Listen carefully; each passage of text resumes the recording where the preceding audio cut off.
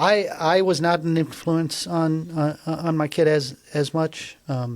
He at one time told me that his favorite band was Black Veil Brides, and I was like, I have failed you as a parent. I don't. There's nothing he could have done that would have disappointed John more. And the thing is, Imagine Dragons. Nate was a big fan of Imagine Dragons, and I'm thinking, you're going to grow up and you're going to get out of this phase. And that's where we went with it. And guess what? He did.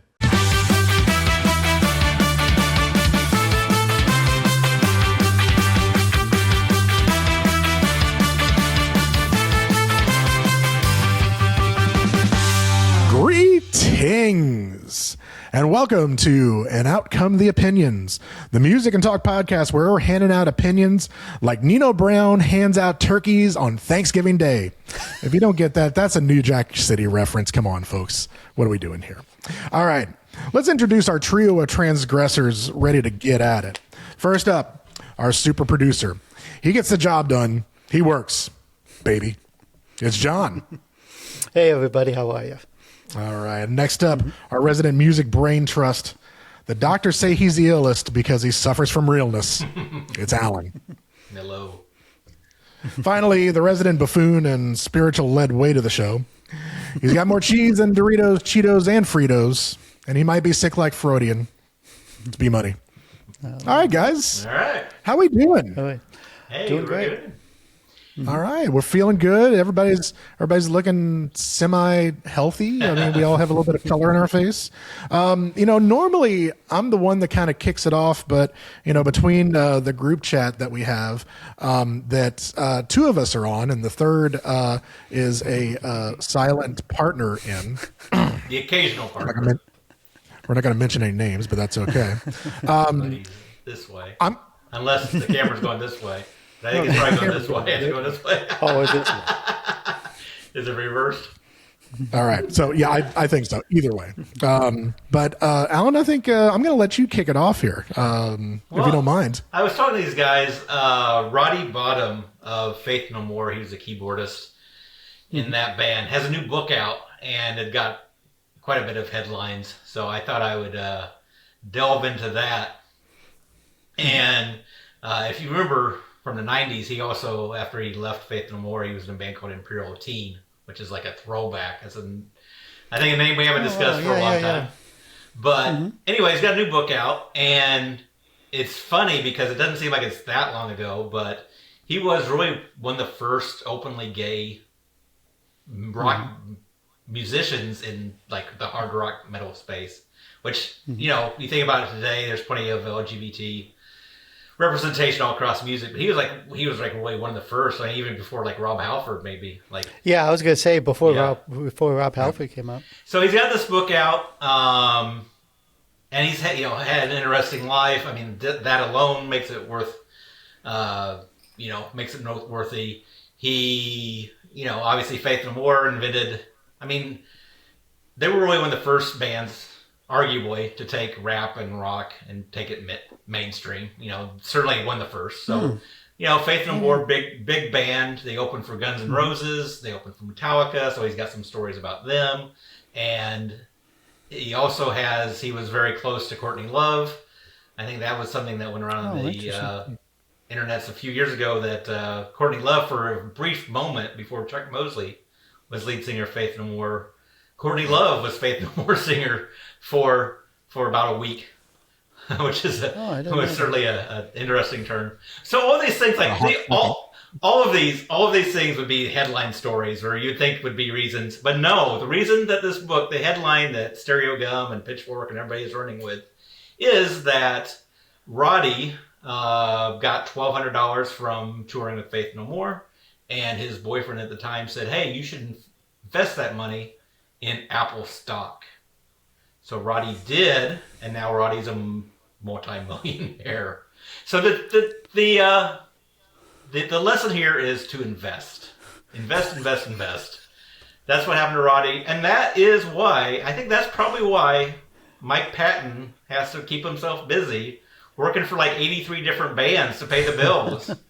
He's calling up the Avett Brothers. He's like, "You guys got any openings over there? Can I sing with you guys?" So invest, otherwise you'll end up with Mike Patton and have to be. Sorry, I couldn't resist. I had to. That's hilarious. The Mike Patton is in 95 different bands is a joke that will never not be funny for me, and I apologize right now. You realize in the time you mentioned these numbers, he's like increased 12 bands while we talk about it. So when we're having this discussion, one of the things that I decided to do is actually go through and find every single Mike Patton project that was out there. So, and there will be a little bit of a Q&A afterwards when I start naming these off. But, we're going to go with the big heavy hitters first off. So Faith No More, we know. Mr. Bungle, which actually was Mike Patton's first band that he had, because he did it with Trace Bruance and a couple of other people. There was Fantomas that he did as a side project when he met with Dwayne Dennison from the Jesus Lizard. Or wait a minute. Was that Fantomas or was that Tomahawk? No, it's Tomahawk. See, now I'm starting to get confused. So there's Fantomas, there's Tomahawk, there's Peeping Tom, which was a project that he did with Rozelle. That's right. There was that hot minute where he was the lead singer of the Dillinger Escape Plan. So it was. I remember that. Mm-hmm. He was in between Dimitri and Greg Puciato, and that EP is the one where he did the cover of Aphex Twin's "Come to Daddy," which is just just wreck shop. He has the Patton Kata project. There's the Avett Patton thing that he did, which is so good. I do have that one. There's the Patton and Executioners. There's also the project that he did with Dan the Automator called Lovage. Oh, yes, that's right. There's Dead Cross that he did with Dave Lombardo from Slayer and Justin Pearson of The Locust. So Dave Lombardo was also in his other... He was also in Fantomas. Fantomas, that's what it was, okay. Yep. Mm-hmm. And then there's also Mondo Cane. There's all the solo stuff that he did. What's funny about all the solo stuff, it's all produced by John Zorn. And it's a very symbiotic relationship because if you look at the projects Painkiller, Naked City, Moonchild Trio, and Hemophilia, those are all John Zorn projects. And if you know anything about John Zorn, God bless you, because that man is bizarre, but I'm all here for it. There was also a project that he did with Tunde Adebimpe from TV on the Radio called Nevermen. There was the Medulla project where it was Björk and Rozelle, where it was all acoustic sounds. There was no electronics or no instruments whatsoever. It was all sounds generated. He composed the music for The Place Behind the Pines, the movie from 2012. He was also the voice of the monsters in I Am Legend. And I'm not talking about Will Smith. I'm talking about the other monsters in I Am Legend. Wow, I didn't know that. That explains the scream. Yep. That's interesting. He's done a whole bunch of voicing for video games. So the last thing that he's really known for is being a founder of Ipecac Records, which one of my favorite record labels that's out there. There's so much amazing stuff, and I wish I would have reviewed it this week, but it'll probably be next week because they just released a McCluskey EP, which if you've never heard that band, oh my God. I love that band so much. So, all right. Well, okay. Now that we've said that, I've listed off all the projects. What's your favorite project that Mike Patton's done? Oh, wow. I was going to say Tomahawk, and then I forgot about Peeping Tom, how good that was. Yeah, Both I was those going were to say really great. Tomahawk too. Tomahawk, but I really like the Fantomas, but I really, really like Tomahawk. So, see, and I'm one of those people that I love Bungle, and I just listen to the weird stuff anyway. So all the stuff that he did with John Zorn has been just right up there. But I got to tell you, the Lovage album is really fun. 'Cause, it's done by Dan the Automator, who did, he's done Deltron 3030. He did the Handsome Boy Modeling School. He's done just a raft of other projects. And he is just he's a riot. So and that's just such good stuff. So I want to say something about John Zorn, and I'm not a John Zorn expert or anything, but especially in the '90s, because everyone kind of considered like Bungle, like Zorn to be kind of like the mastermind behind Bungle, at least that's but. When we, in the '90s, when we were like going to like those shows and seeing bands, and sometimes we get special access and stuff like that, there were so many conversations that I kind of heard in passing of people that were desperate to work with John Zorn. They were like, "There's this weird guy named Zorn. He did the Bungle stuff, and he does 1,000 projects, and I desperately want to ride this guy's, and so I don't know what Zorn is like he's a producer's producer, so a musician's musician, that type of thing. I don't. So if you don't mind me pushing my glasses up and going actual, so John Zorn is in all levels a saxophone player. Does a lot of avant-garde jazz. He owns the Zodic label. Very much a proponent of the Jewish faith. He has done all sorts of different projects. He's done a free jazz project called Cobra. He has klezmer albums that are out there that are brilliant klezmer albums. But he's just somebody that works with the really, I hate to say oddball, but it's the avant-garde, the Painkiller stuff. He did a lot of stuff with some of the guys from Napalm Death. Naked City, he worked with Mike Patton and Yamatsuka Ai from the Boredoms.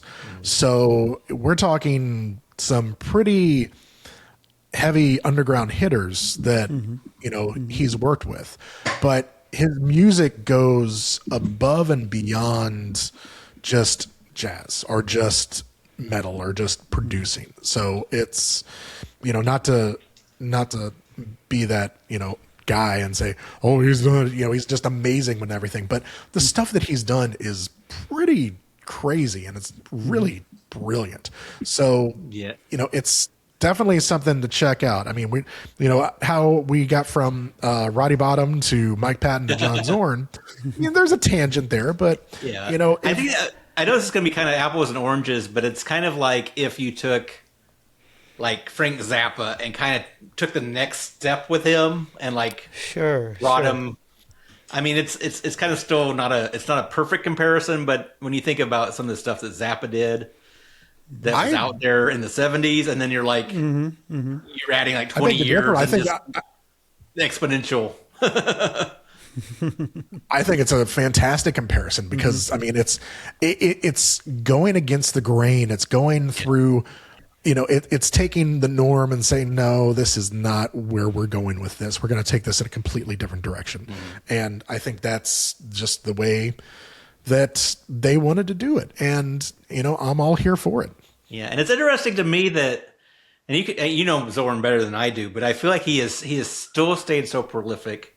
Like so many artists would have taken a break or taken years off. He's still very busy and he still hasn't really I don't know how you would sell out, but there's so many things where he could probably have clutched onto something and done something to just make tons of money. And he's still doing his own thing. He's still prolific. He's still very true to himself. Pretty amazing. So I have a tiny tangent about the Roddy Bottum thing. How I found out he was gay was I was a freshman at SIU. I was a freshman at SIU, and when I went to SIU, I was playing in this cheesy band, and it was me, the drummer, and the singer. We all went to SIU together, and I stayed, and they moved on. But it was my drummer, and he was talking about Faith No More, and he's like, I saw this weird thing where they were doing an interview, and the way he they capped off the interviews, like, "Hey, do you guys got anything else to say?" And the keyboardist was like, "I'm gay." And then everyone kind of looked at him and then moved on. and it was just kind of a funny moment that because even like you said, he was openly gay, but when he announced it like that, people didn't know if he was joking or not. Just like the guy standing there was like, did he just come out in this interview? Really? At the end of it? So I that's how I found out he was gay, and I thought it was amusing. And like you said, like one of the very few gay. I feel like it doesn't seem like it was that long ago, and I feel like you think about the '90s and like, oh, it was, we live in these tolerant times and stuff, and it's like, well, wait, yeah, he really was I mean, I can't think of anybody. I know Halford was right around that same time. I suppose you could kind of throw maybe Freddie Mercury in the mix, but like from a hard rock point of view, like, I don't know. Yeah. You could also throw Bob Mould in the mix, but that was a long, long time after all of that. And, he stayed closeted for a very long time. Yeah, so. I didn't I have to think about I didn't even know he was gay right. 5 or 6 years ago. Metal, the harder rock. I mean, I know Mould kind of fits that with the punk stuff, but. All right. So right after this, we'll get into our main topic. So y'all stay tuned. All right. So our main topic for this week is us as music obsessives. We listen to a lot of music. We love music. We jam out to a lot of it, but a lot of times we can't find our tribe. So today I wanted to talk about the music obsessives in social situations. So, we're talking about do you find, your people at work? Do you find them in other settings like school, like church, like other social settings or gatherings or things like that, or even relatives that you have? So, and I think everybody here has a kind of a different work situation. I know myself, I go into a refinery every day and I meet a whole bunch of people. I house with my people, but I'm a vendor and I talk to a lot of others as well. And I think, Alan, you work from home, right? I do now, yeah. But I've been office work for the last couple of decades. So you've done office work. Mm-hmm.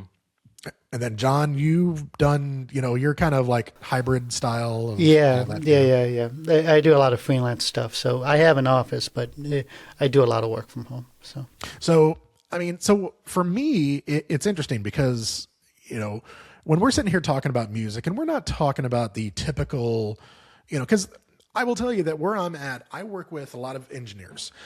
We are all men of a certain age. We're in our 50s. Of course, fat don't crack, so I don't look it. But really, I work with a whole bunch of engineers that are in their mid-20s. And I always feel like, because my listening style is always a lot younger than other people, I figure I've got opportunities that I can kind of connect with some of these people on a musical level. Like we can talk hip hop or metal or things like that.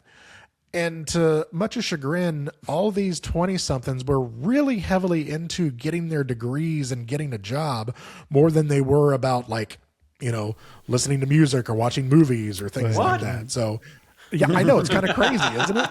So, and then in my office, I've got guys that they're not as into music as I am. My favorite one is when I first, we had a new guy start and we were talking about, being, I was a big fan of music. He sent me a YouTube clip. It was, the one guy that did the, I can't remember what it was, but it was Oliver something, but it was like a protest song talking about, Oliver Anthony, Richmond. Yeah. Oliver Anthony, the rich man in Richmond. Yeah. And when he sent it to me, he's like, "You like music? Check this out." And I'm like, "Bro, not the style that we're looking for." So for me, it's in the workplace. It's really hard to find people that I can, vibe with and talk about music. So like when we're talking about music, it's great and it's refreshing that we can do that. But I don't know how you guys feel about this. And like, even like, I know, Alan, your kids have a lot of activities at school and all that. I've got, my kids, I've got one that's going to college and another one that lives away from me that, he's a huge music fan. And we could get into all the weird stuff that he listens to. He's chip off the old block, but there's like social situations in church that like, there's not too many people that listen to what I listen to. So, I don't know how you guys relate to that. Oh, all right. So do you mind, Al? No, go ahead. Can I talk? Let me wax poetic about this because it's something I think about a lot.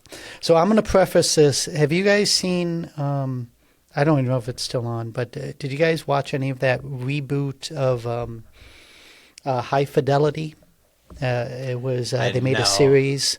Yeah. And, I'm familiar with it. Okay, I didn't watch so, it. all right. So, they kind of switch characters and stuff like that. And truth to be told, I've only seen 2 episodes. And maybe it was in the first episode, but there's a scene in there I feel like that all of us could relate to where the main character is a black female who owns a record store. And she goes out on a date and tries connecting with a guy. And and they're going back and forth and they're having a little bit of a rapport. And a Fleetwood Mac song starts playing in the background. And the guy goes, "How great is this song?" And then she goes into like talking about the song and then about the band, about what they were doing when they recorded this song. It like went deep. And obviously, he was just on the surface, and she went deep. And I remember watching, and the thing is, I didn't really like the show in the beginning because it was kind of annoying, I guess, maybe. But I was like, even back then, I was like, I am desperate to talk to Brad and Alan about this scene. because I feel like all of us have been there. And I don't have the breadth. I don't have the breadth of knowledge that you guys do, but I still like when you say finding your tribe. So I'm kind of lucky. Margie, we're into the same thing. So, and to Margie's credit, like her main thing is like goth, industrial, that type of stuff. And so it's easy. Obviously, it's easy to talk about music to her. She's a big influence on Jared. I was not an influence on my kid as much. He at one time told me that his favorite band was Black Veil Brides, and I was like, I have failed you as a parent. I don't. There's nothing he could have done that would have disappointed John more. And the thing is, Imagine Dragons. Nate was a big fan of Imagine Dragons, and I'm thinking, you're going to grow up and you're going to get out of this phase. And that's where we went with it. And guess what? He did. So, and I am fortunate to, because I played in an industrial metal band for, so many years. I got kind of, I'm like an outside player, in the industrial music scene here in Chicago, but I'm lucky that I can go and see people that I know and like true music fans and have conversations, things like that. But outside of that, like, I don't talk music to people. Number one, because I'm annoying. Number one, I'm annoying, and I'd be like, "Have you heard of Bandmate? No, you haven't. Okay, I don't want to talk to you anymore." But we all have those situations. We're like, "Oh, you long hair, you like Metallica?" I was like, "Well, do we want to have this conversation? I don't know you. You probably don't even know the first 4 albums. You're going to want to talk about Load or something like that, and I'm not having this conversation with you." Yeah, exactly. Look at the. But talks about Load. What are you talking about? Or whatever. The album that they don't talk about less is Lulu. Right. Oh, Jesus Christ! But like finding, I just. Yeah, I'm very, very, very picky about who I talk to music to because I don't want to be solitary with music. Trying to find people, but even, so I'm in all these Facebook groups about bandmate, and we talk about when they come to the U.S. or things like that. But I've met a lot of those people. I'm just like, outside of bandmate, what am I going to talk to you guys about? because those guys will even be, those guys even be like, well, they like bandmate, and then they'll start talking about a whole bunch of prog rock that bores the ever loving piss out of me, and I'm just like, oh Jesus, that type of stuff. So I find myself, I'm lucky to have industrial friends, and I'm lucky to have to be and even both you guys know my ex Kathy. It was great to have a partner like that, because we introduced each other to so many different things. Her more to me, I should say, because she was into some punk stuff that I didn't know about and stuff like that, and then we discovered music together. So I've been blessed to have music friends. So, that's why I'm desperate for this podcast, because I desperately want to talk to you guys about music. So, go ahead. Yeah. I would say for me, being in an office environment, I almost wonder if this is a Gen X thing, but I kind of feel like I'm somebody that I just want to go in, I want to work, and I want to go home. And I think it's maybe a Gen X thing, because I know there's a big emphasis in the recent years of bring your true self to work, and I know that's that's the thing of be your true self at work. Your life will be more enjoyable. And I think it's just a Gen X thing of I want to get in there, I want to work, I don't want to I don't want any of this fluffy talk stuff. I just want to be do my stuff, and then when I get off, then I'll go to whatever concerts or listen to whatever music that I want to. But that said, I can think of, I've made some friends at work through music. One specifically, I can remember a guy I worked with had a public radio, Iowa Public Radio shirt on. So that was an easy one, because this guy knows his stuff, and of course he did. And so that kind of led to being somebody I can go see a concert with. But yeah, I can think of some people. Sometimes it's sometimes just passing of somebody like the Misfits, that are pretty mainstream. Metallica's kind of a mainstream of I can you can talk with them. There's certain things that have made it, and I think for me and maybe guys in your roles where you have to be outgoing, or you're forced to be outgoing at work, I can use music, because I have such a big knowledge of it. I can find ways to relate to people. So I think whoever has mentioned the prog rock, you mentioned the prog rock, but I was I was in a situation for a couple of weeks where I had to work really closely with this guy who was really into jazz fusion. And I love me some Weather Report. I can deal with Santana. And he was into Chicago, Blood, Sweat, and Tears. Some of that stuff maybe I'm not so much into, but I could find some middle ground. Here in Iowa, for a weird reason, there's a lot of blues.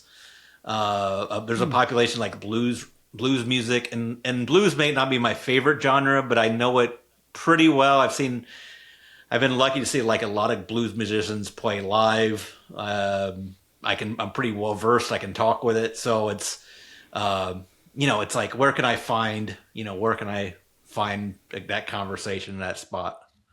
So and with mine, it's interesting, because I say I'm a vendor. So to really kind of tie down what I do sales. So my whole job is building relationships, and I have to build relationships with a raft of people, from engineers to maintenance people to operators to higher ups and everything. So I have to have in my back pocket a whole lot of things to talk about. I can easily talk about sports. We're down here in Texas. I can talk football with the best of them, and not even pro football. We can talk college football, even high school football. I can even get into that. we can talk about like, food. We can talk about bourbon. We can talk about all sorts of different things. Music is the one that usually stays underneath there unless it gets mentioned to me. They always laugh because we were at a meeting one time and we were talking about movies and all that, and somebody said, it's like, oh man, one of my wife's favorite movies is Armageddon, and the first thing that came out of my mouth is like, that is box office poison. And just like, and if I ever have to hear, and I don't want to miss a thing ever again in my life, it's too soon. And as soon as I said that, they're like, well, I'm a big Aerosmith fan. And I looked at the guys like, I'm sorry, but but he knew who I was, so I could easily get away with saying something like that. But I can't go up to somebody and say, hey, have you heard the new McCluskey album? Or, hey, did you hear that Knocked Loose single? I can't do that. There's no way. So then that reduces me down to like social situations.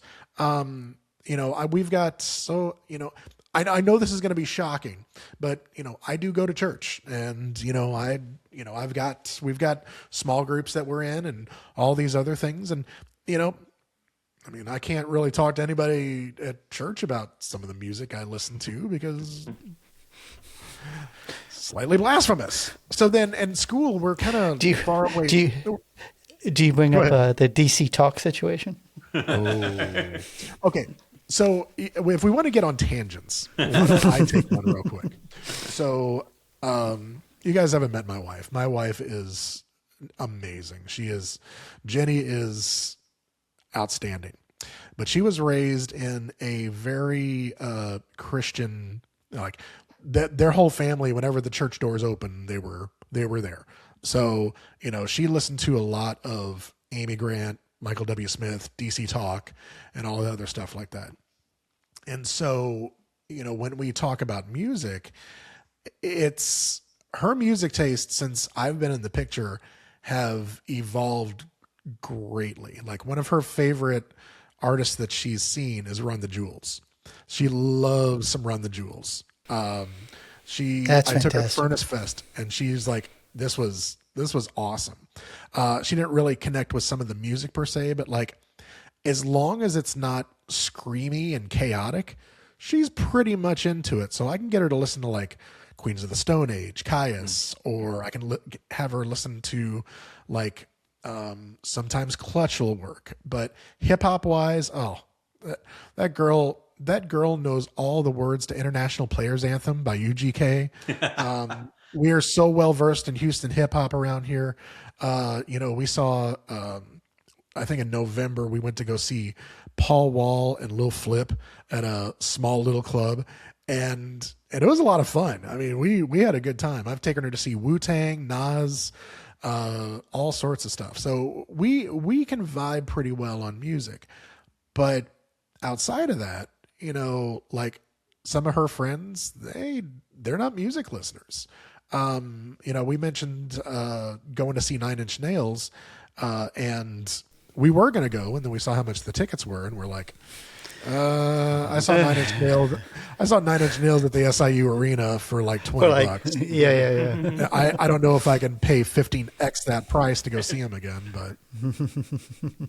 but that's the thing is like it's hard to find the people at work. I will say there is one young engineer that he's 27, went to Louisiana Tech. One of his favorite bands is Thou, the sludge metal band out of New Orleans. He also likes Down and Crowbar and all that NOLA sludge that's there. That's pretty cool.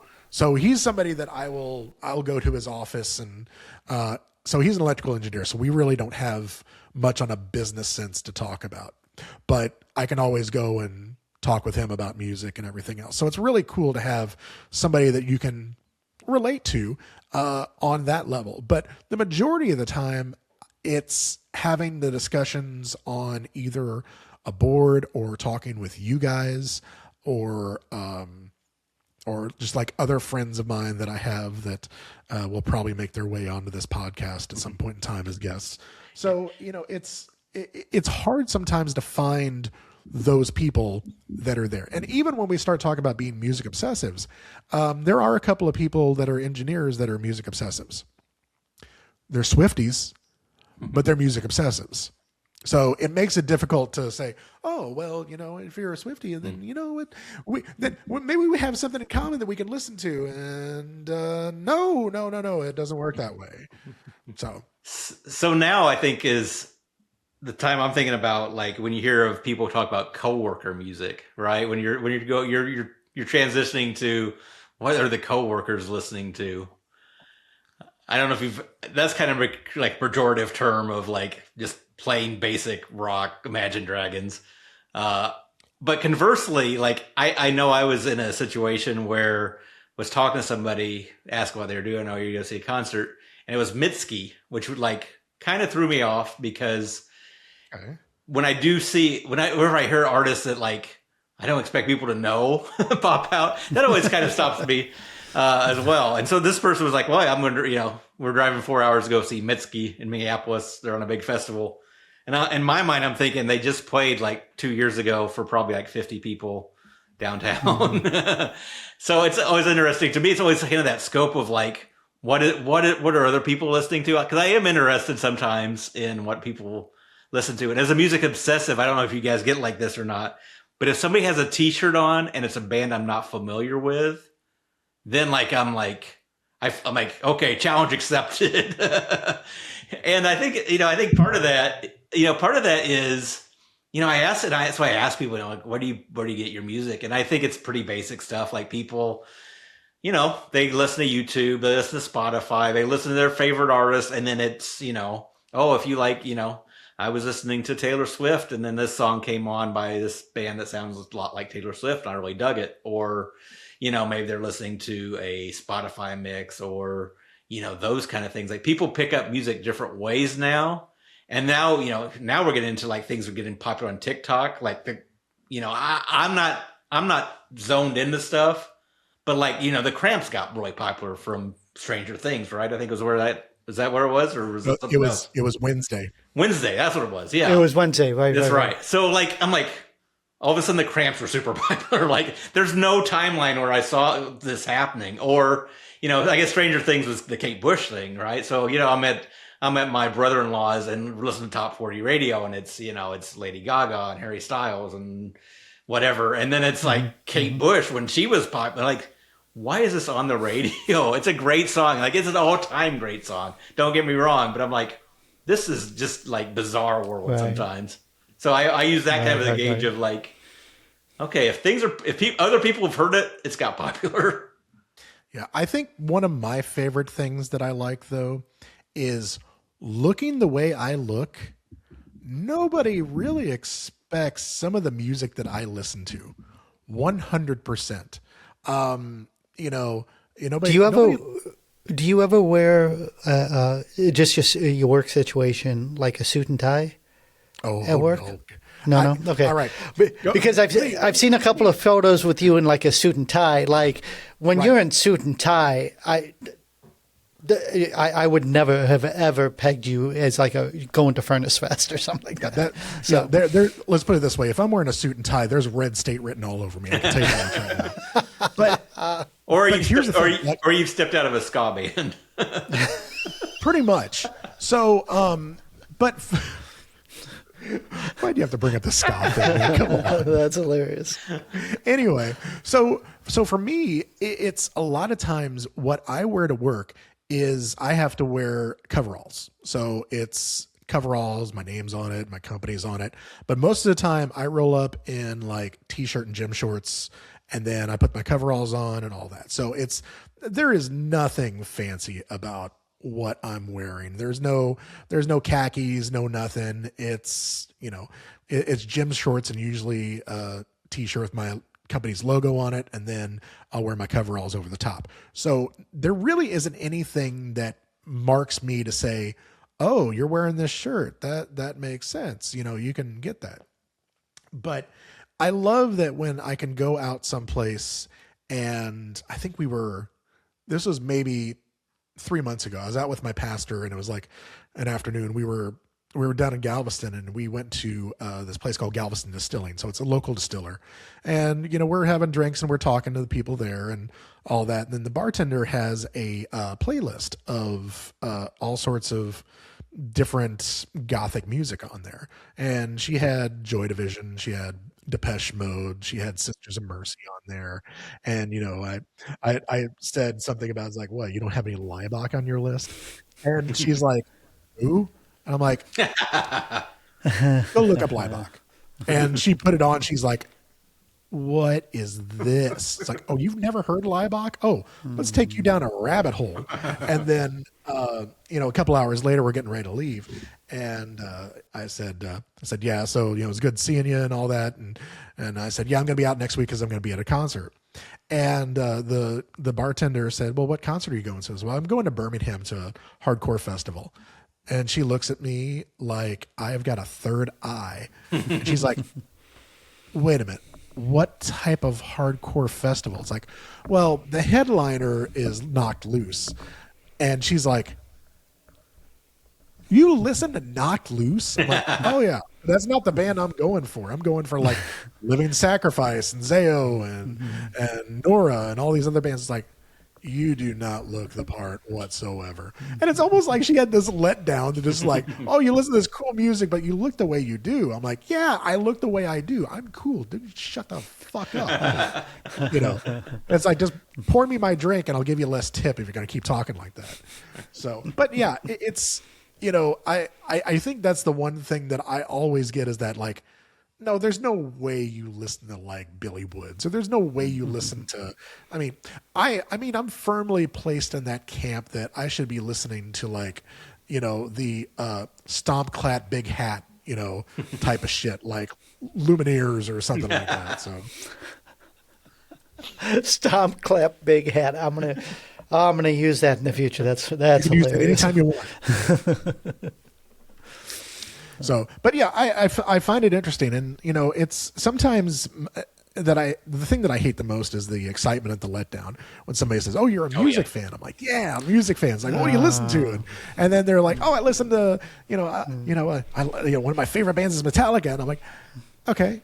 And it's like, well, that new Morgan Wallen album's pretty good. I'm like, "Oh God, here we go." I feel like as the older I get, I feel like when people say I listen to all kinds of music, is kind of a red flag. Like, when I was younger, I thought that was probably a good thing to say, but I'm like, no, because I feel like somebody's a serious music fan. They'll say it's like, I like a lot of different genres, or maybe I listen to things from different genres and say it in those kind of terms. But just saying I listen to everything is not true, because there's going to be stuff that you're going to not like.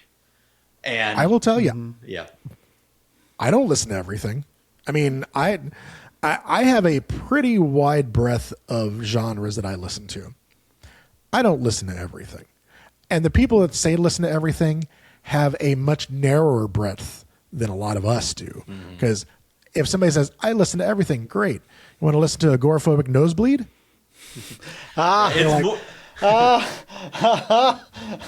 It's more like, I got this album, Frozen Corpses Stuffed with Dope. You want to try it out? Yeah, that's what I mean. I think it's more, if it's more, if you're a serious music fan, there's probably like 2 or 3 or 4 genres that you're really into more than others, right. And that's kind of so just saying, hey, I listen to anything is kind of just a lame, like, yeah, it's just kind of a cop out. But I think what we're hearing in all of this is that we are 3 islands in the middle of a sea of mediocrity in music, and we just need to find our own tribes. But I think what really ties all of this together is like having a podcast like this and having these discussions, because when we do this podcast, you're not hearing the discussions that we're having either in between breaks or outside of this podcast on some of the music that we listen to. So, it's refreshing to have these discussions and really keep that going. So, yeah. And I do appreciate, talking about that, like even just meeting somebody that knows their music. Like I can think of a friend of mine that I met through work. And we've got a friendship going on 20 years now where we don't listen to the same kind of music, but I know he knows his stuff. He's more of like a hip hop head. I know my stuff, and I feel like sometimes we come together where we can still talk about, hey, what are you listening to? It's still a good conversation. He's into stuff that's probably, stuff that you probably like, Brad, but that I'm not as familiar with. But, he's listening to stuff like Freddie Gibbs or A$AP Rocky or Benny the Butcher or West Side Gun. And those are names I've heard, and I probably would have no exposure to them if it wasn't for him. And we come together, like there's some things that we kind of come together on, like Jimi Hendrix, Funkadelic, Operation Ivy. Like there's certain things that match, right? But even just knowing somebody like that like, hey, we don't listen to the same thing, but I know you know your stuff, is always a helpful person to have too.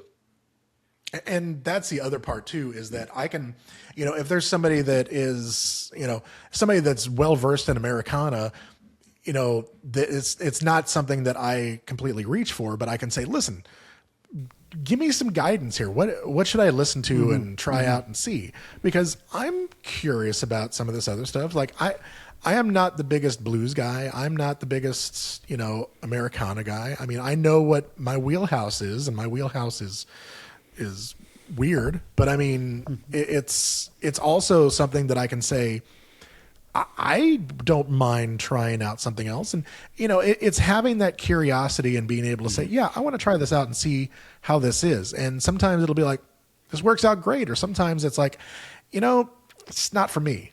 In my younger days, it'd be like, this is shit, take it away from me. But now that I'm older and have to be a little bit more smooth around the edges, saying things like, yeah, it's just not my thing, is the better thing to say. Unless it's like Imagine Dragons, and you can say, okay, this is horrid shit, just go away. Or if somebody says, oh, you got to hear Sleep Token, I'm like, no, I don't. I really don't. Ghost? No. If I want to listen to Metallica, ABBA, that's not my thing. Metallica, ABBA. Remember, this show is called "And Out Come the Opinions." Of the three of us, I probably am the one that's probably the most unforgiving on opinions. And I'm old enough that, like, if you don't like me, I'm sorry. That's just it's the way it is. And if you say, oh, you need to really give it a listen, I'm like, no, I don't. I've tried, and no, this is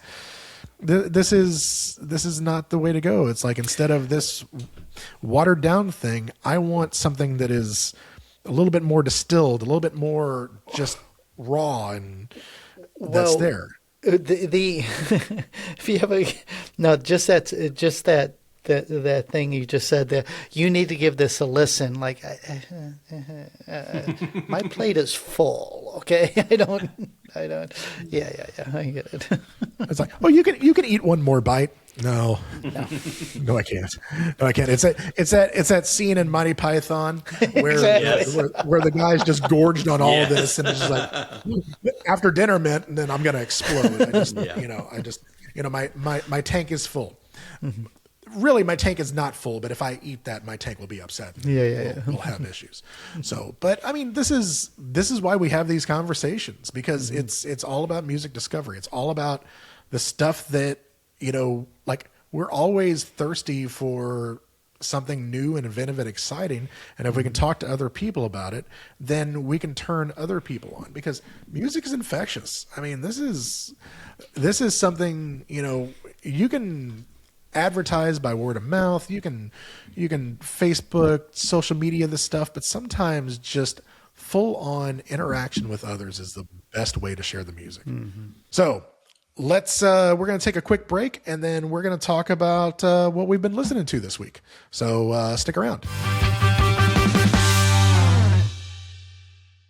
All right, welcome back. So it is time for what we've been listening to this week, and we kind of have this rotation of who gets to go first, and by order of elimination, we went with lowest IQ first, so that would be me. So I've got one new album. I've also got one album that I've rediscovered, and then I've also got a single. So we're going to talk about the first album. It's by this group out of Manchester, England, called Mandy, Indiana. So they're on Sacred Bones Records. The album title is called Urgh, as in URGH. I don't know any other way to pronounce it but that so it's a second album. They're a quartet. They have a French vocalist, and here's the thing.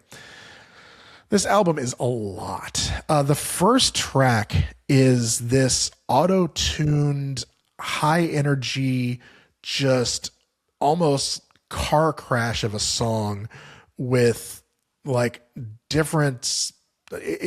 I hate going back and throwing out like, Aphex Twin Chaos or like found footage type of things. But it is insane. And the songs just keep building up after that. It reminds me a lot of this whole like throbbing gristle mindset of just making music just to push boundaries. And I think it is a fantastic album. It is a difficult listen, but I mean, this is what we're here for. We're here for difficult listens. There's one track that's called Sicko.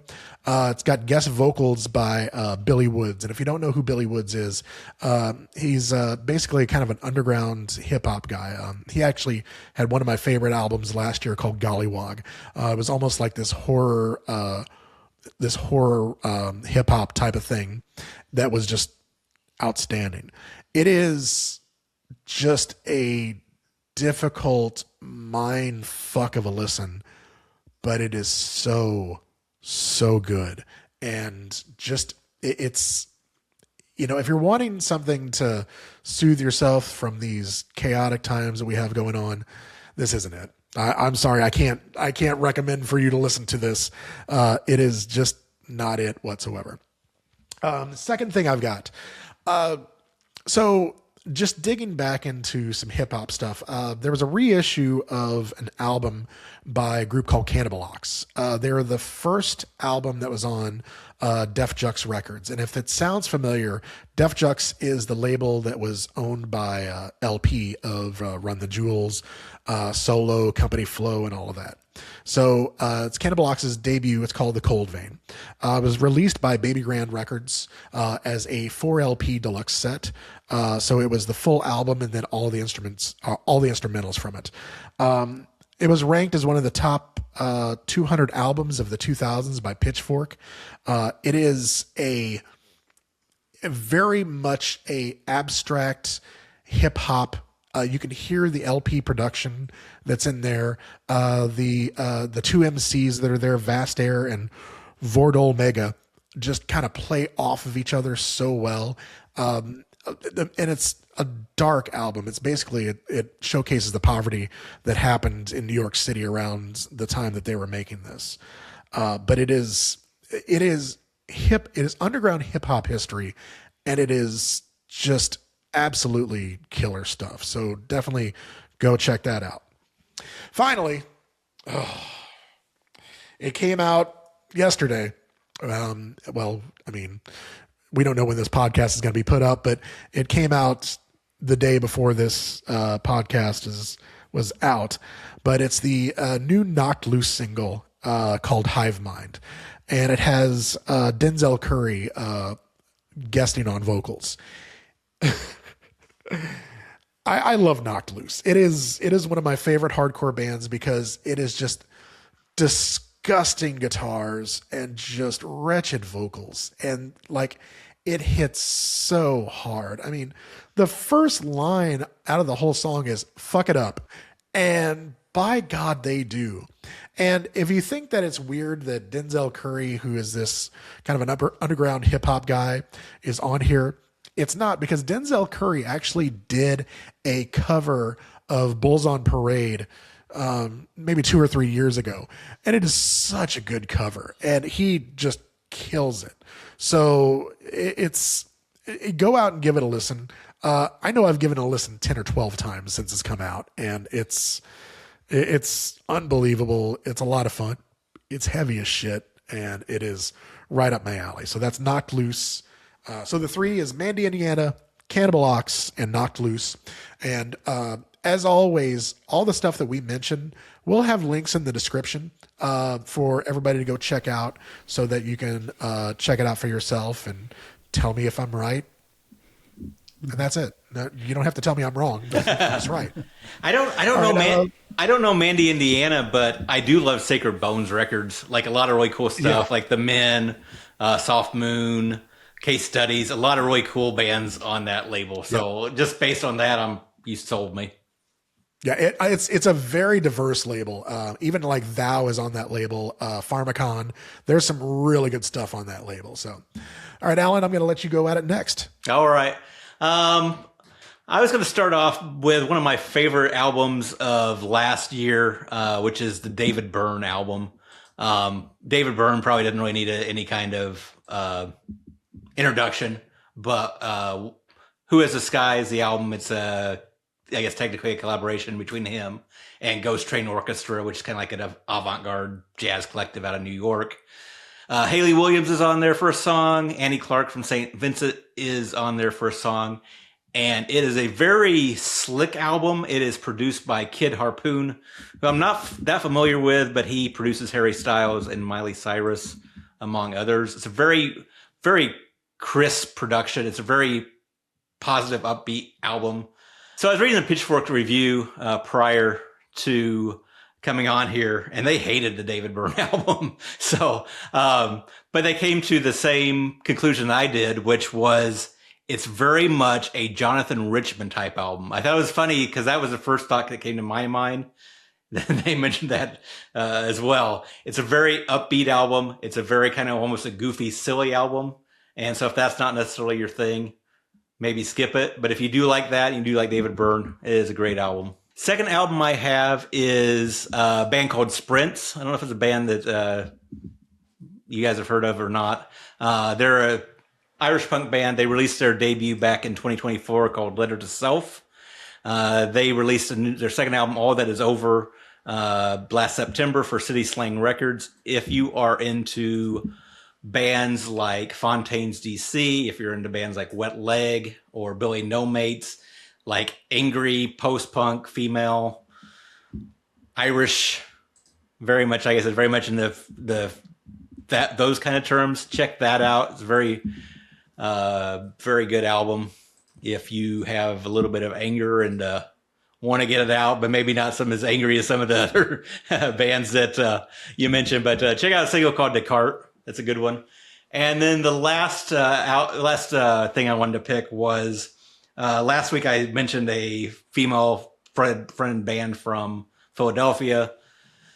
This week I'm also going to pick a female fronted band from Philadelphia that I just happened to pick up through streaming and I've really fallen in love with. It's a band called Sheer Mag. Their most recent album came out in 2024 called Playing Favorites, which is a pretty decent album. But the thing that I just am absolutely in love with is there are a series of 3 EPs they put out in 2015 and 2016. Those 3 EPs are collected. You can pick them up as a single album on Bandcamp or you can stream them. I love this band. They are very much in this 70s rock. Hard to not think of anybody but Thin Lizzy. So I don't know how much John loves 70s rock, but this might be down your alley, John. Female vocals with like the cowbell. Think Thin Lizzy. Think maybe Cheap Trick. Think Heart. Think like maybe like I want to say Kiss, but like early Kiss, not Sure. when they actually played rock music. Definitely check out the 3 EPs from Sheer Mag. Like I said, we'll get a link to that in the description. Good stuff. Good stuff.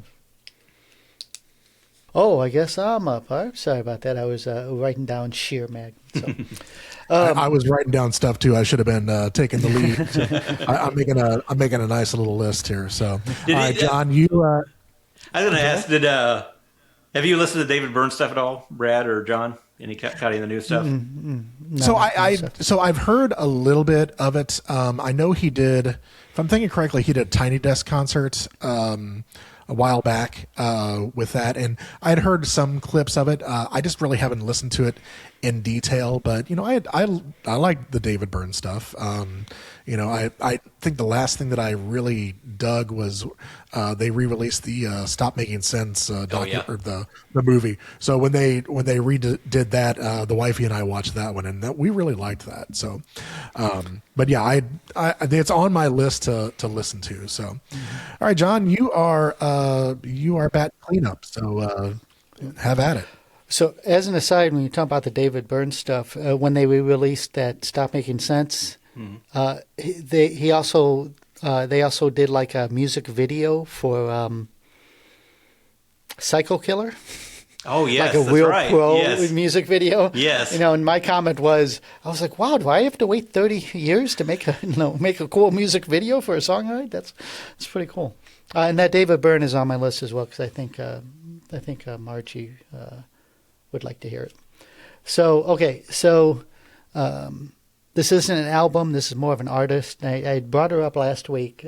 She's a lesbian Mexican-American rapper. Her name is Snow the Product. And I've been diving deep on her stuff for like the past week and a half because I have to check the day. I don't think it's next month, but she's coming to do a concert here. And I'm kind of boning up on her music so I can, through my friend here, his name's Jim Curie, I may go down and like cover the concert, maybe go take a few photos, see if I can get an interview with her, things like that. And I want to come, and I totally want to come from, hey, all these questions are coming from a 55-year-old white guy who absolutely loves your stuff. And I just, she's underground hip hop. What I really, really like about her, and I don't want to like compare her to Bad Bunny, but like a lot of her stuff is in Spanish, and I just really, really like her flow. I really like rap artists that can really like fit those stanzas within a beat, and and really have people that write really, really good beats for them as well, because that's the you keep bringing up you brought up Run the Jewels. Sorry, you brought up Run the Jewels a few times, and I really, really, really love that single that they did with now I'm to old man brain, but I'm not sure if you've seen the music video. They're all in kind of like a UN type of like situation, and I can't remember the name of the song, but I've let my brain come through here and help you out here. So it was Run the Jewels with DJ Shadow. Thank you. Yeah. DJ Shadow made that beat, and I love that fucking beat that DJ Shadow did, and I love that song, things like that. And it's Legend Has It. Legend Has It. Thank you. So I have two singles. One is from the band Flowbots, and Flowbots is, I guess you can call them an alternative band, alternative rap band, I guess. Yeah. They're out of Denver. They're like out of Denver. They had that single called Handlebars. Yeah, that was kind of like their breakthrough thing. Yeah. The big hit. And I really, really loved that song. And so it was through YouTube algorithm, they did, I don't know if they're putting together new music, but they all got together and did like a live concert for, maybe they were raising money for like victims of the ICE people, the ICE raids and all that stuff. But it's, the song that they made is called Ice Out. And his lyrics follow the initials ICE. So all of his lyrics, every word starts either with an I or a C or an E, and they all got together, and it was more. I don't even know if they've properly recorded it, but this was more of like a live thing. So it lives on YouTube, and I've listened to it a whole bunch of times. It's great. The second single. Okay, so Maximum the Hormone is, I always try to, I was like, if Maximum my favorite thing about Maximum the Horror, they're a metal band, but and I want to say there's a lot of Japanese artists a lot of Japanese artists, they live in this, like, I don't give a fuck zone. Like, Maximum the Hormone has put out, obviously he puts out a lot of metal, but they've done so many things where they take like left turns, and there's a lot of humor injected and things like that. My only down thing with Maximum the Hormone is, like, I love the music. They make these kick-ass music videos and things like that, but I have no idea what they're saying. And when I say, like, I don't give a fuck, so bring up like the Bandmate. Bandmate makes a concerted effort for I guess we'll call them the overseas bros. Maximum the Hormone, they're just like, you're not Japanese, sorry. I'm positive I think they came over here once or twice. Like, I think they came over and played like a Slipknot fest or something. Nobody knew who they were, but I'm positive they could come to the United States a few times and get like a huge following, but they don't. They're Japanese people. So, I always say, like, I was like, if System of a Down did heavy drugs, you'd probably get Maximum the Hormone. And so I liked a couple of Maximum the Hormone songs, and I just didn't have the time to get deep into them. And then Maximum the Hormone is the favorite band of the drummer of Bandmate, so there we go. Yeah, there we go. Okay, so they did this collab with this. I'm going to call them. They're kind of like a pop group, but I would say like a pop performance art group where they sing and dance. And as far as I can know, they sing, and it's like a ton of choreography, and like those type of bands or groups, something like that. They're really heavy on the visuals and themes and things like that. And so, Hey John, is it like the Icon type of things where it's like, they get a whole bunch of the Japanese women together, and like they do like the singing, the dancing, the choreography, so it's like they're part of a troupe that's there. So not Shenyun. No. That's a cult. When are you talking about? You mean not Icon? You mean like idols, like a Japanese idols type thing? That's it. So they would be. Maybe you can call them idols, but they would be like. They would be like on the alternative side things, because it seems like they're very more. They're not idol like in the presentation. They're very much. I don't want to say avant-garde, but it seems like more like a performance art thing. They recently did a collab with a Korean troupe that were very similar. Like similar in kind of like genre and performance stuff like that, and they did a song together. And everyone, people who loved both those bands, like freaked out, and they really loved it and things like that. It's pretty cool. But then they got together with Maximum the Hormone and made this fucking perfect song. I mean, perfect song. And one thing that I'm thankful for is that Japanese bands are now starting to care about like the closed captioning. So I now can understand every last lyric of this thing, and I think they only started that recently, because I got all excited and went back to the old Maximum Hormone tracks, and none of the captioning lines up. So it's a really, really cool tune. It's very, very, very heavy, and it's heavy and it's crazy, and it's I really, really like it. And for the metalheads, They really should go check out Maximum the Hormone. They're metal, and while they have like dark songs, dark lyrics and stuff, they're a lot of fun. They're a lot of fun. There's a lot of, and one of the reasons I'm frustrated that I don't speak Japanese is because there's a lot of like inside jokes and things like that within the band, and they're always kind of like, they're always.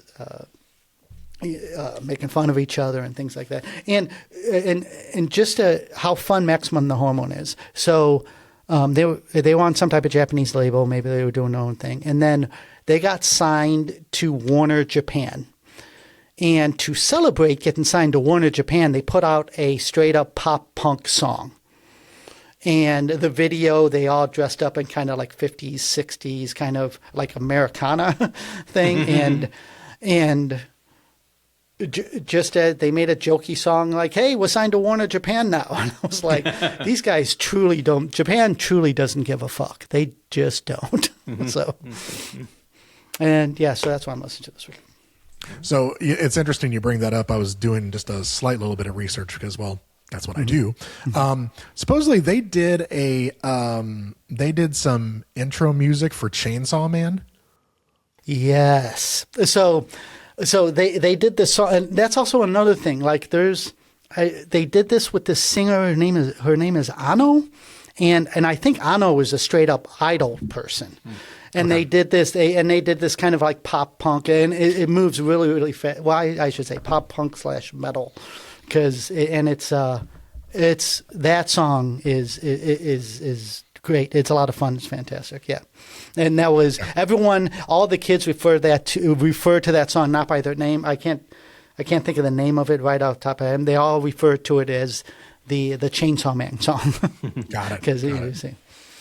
Yeah, and to further along your point of the Japanese bands that just don't give a f. I mean, we can just go down the list of like Boredoms, Black Moth, Super Rainbow, Zenagiva, Ruins, Boredom. I mean, it just goes on and on and on. Boris is another one. They don't give a fuck. They just come in and they just wreck shop and leave. So, and of course, we're all here for it. So, well, it sounds like we've got a lot of music to check out here, and y'all have a bunch of music to check out. So we'll, as I said before, we'll have links in the description of where you can find all of this music.